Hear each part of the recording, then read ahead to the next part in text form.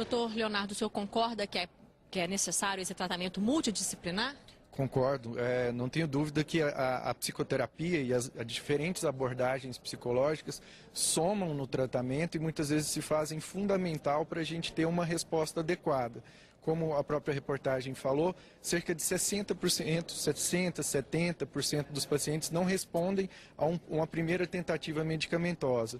Muitas vezes a pessoa pode fazer o tratamento de um quadro, mesmo depressivo, sem medicação. Às vezes a gente consegue encaminhar essa pessoa para uma terapia adequada e a pessoa conseguir se tratar apenas com a psicoterapia. Na maioria dos casos, o fundamental é associar medicação e psicoterapia. Mesmo assim, a gente tem uma porcentagem que não responde a nada, não responde a vários medicamentos, não responde a psicoterapia. E aí eu gostaria de salientar uma modalidade de tratamento pouco falada, que é a eletroconvulsoterapia. Nos 3% que não respondem a nada, essa é a modalidade que é empregada e é muito eficaz. O que é isso? Eletroconvulsoterapia é a aplicação de uma corrente elétrica para assim, induzir um restart químico no cérebro, né? Era a antiga chamada eletrochoque, que hoje é feito sob anestesia, de uma forma humanizada, e é o tratamento ouro e mais eficiente para a depressão. Em relação à medicalização, né, eu vejo que muitos pacientes, né, eles recorrem primeiramente à medicação, né, e acho que só isso irá resolver. Né, e, na verdade, né, esse tratamento teria que ser em conjunto. Né? Se o psiquiatra ele faz esse diagnóstico, encaminha para o psicoterapeuta, né, mas depois ele para com esse processo, né, um processo psicoterapêutico, e para com o tratamento e continua só com a medicação. Né? Aí eu penso também no caso, né, de haver essa dependência química, né? E outros, a maioria, né, uma maioria voltam, né, para saber e para querer mais medicamentos e às vezes acaba até desistindo da psicoterapia, aderindo mais ao tratamento medicamentoso. Eu acho importante o que a Célia acabou de falar, até para a gente diferenciar um medo que o paciente tem é de se tornar dependente dos remédios. Antidepressivo não vicia, né? Benzodiazepínico, que é a tarja preta, vicia. Se o paciente for bem conduzido, ele vai usar uma medicação sem gerar nenhum malefício, nem para o organismo, de engordar, nenhum efeito colateral pode ser gerenciado pelo psiquiatra. A porta de entrada para se fazer um diagnóstico diferencial da depressão é o médico. O médico tem que diferenciar, até porque a gente não sabe se realmente é um quadro orgânico que está gerando isso. Às vezes um câncer de cabeça de pâncreas se manifesta como depressão e o paciente fica perdido entre os profissionais até fazer um diagnóstico diferencial de algo essencialmente urgente. Depois é fundamental o psiquiatra ter essa noção da necessidade e da importância da psicoterapia. O tratamento, repito, o tratamento conjunto do psiquiatra com o psicólogo é o que os estudos e a ciência evidenciam como o mais eficaz. Bem, a revista Isto É desta semana traz uma reportagem especial sobre depressão. Estima-se que cerca de 30% dos portadores de depressão não respondam positivamente ao tratamento inicial à base de antidepressivos.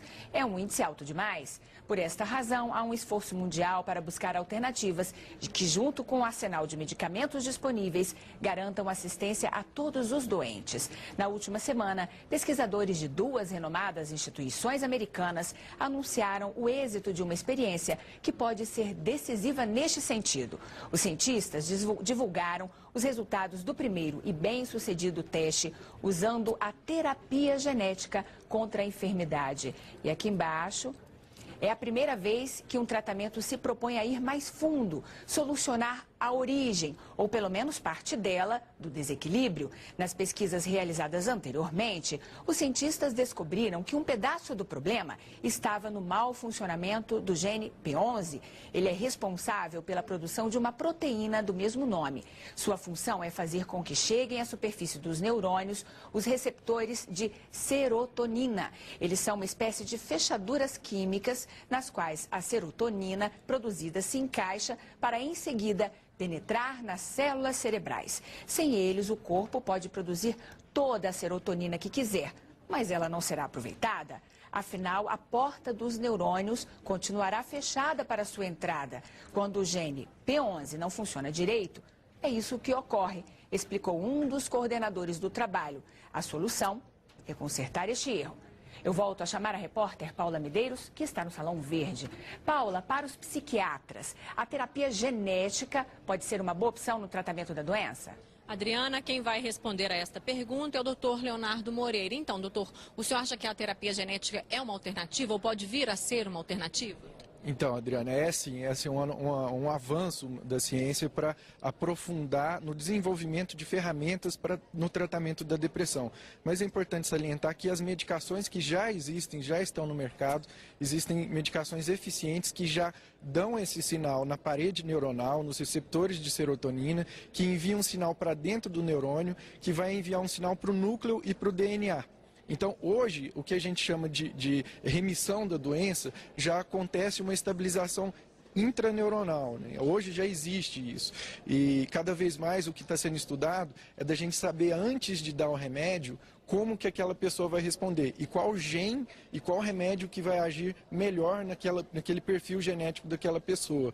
Existem estudos em andamento muito eficazes para a gente ter um exame antes de passar o remédio. Hoje isso ainda não é possível. A reportagem da revista Isto É traz também uma receita que pode ajudar a evitar a depressão. O efeito protetor da dieta mediterrânea, famosa por oferecer proteção contra doenças cardiovasculares. A dieta mediterrânea também ajuda contra a depressão. De acordo com o trabalho da Universidade de Navarra, na Espanha, seguir corretamente o regime alimentar, baseado em grande consumo de azeite, grãos integrais, legumes, frutas e verduras, reduz o risco de surgimento da enfermidade. Após analisarem o tipo de alimentação e a saúde mental de 10 mil participantes, os cientistas concluíram que aqueles mais fiéis à dieta tinham 30% menos chance de manifestar a depressão. A repórter Mariana Pschit, que está no corredor das comissões. Mariana, uma alimentação saudável pode combater a depressão? Pode sim, Adriana. Mudanças no estilo de vida da pessoa também ajudam. A doutora Célia estava contando que em casos leves de depressão é possível até sair do quadro apenas com exercício físico, não é isso? Sim. Nesses casos, né, a gente pode fazer esse prognóstico, né, e incentivar esse paciente a procurar alternativas, como a interação, a comunidade, né, procurar... Até a espiritualidade, eu digo assim, né? Você tem várias alternativas, né? Aquelas que você se identifica melhor, aquela que você, de acordo com as suas convicções, com as suas tradições, né? Naquilo que você acredita, né? Então, cada um tem que buscar para si mesmo, porque não existe o fator de que todos, né, a causa da depressão tem o mesmo determinante. Não, isso não acontece. Então, cada pessoa, cada caso é um caso e desde que seja diagnosticado de início, se a pessoa ter essa consciência de procurar o atendimento, né, logo no início, né, a chance de dar certo e de complicar menos a situação é bem maior.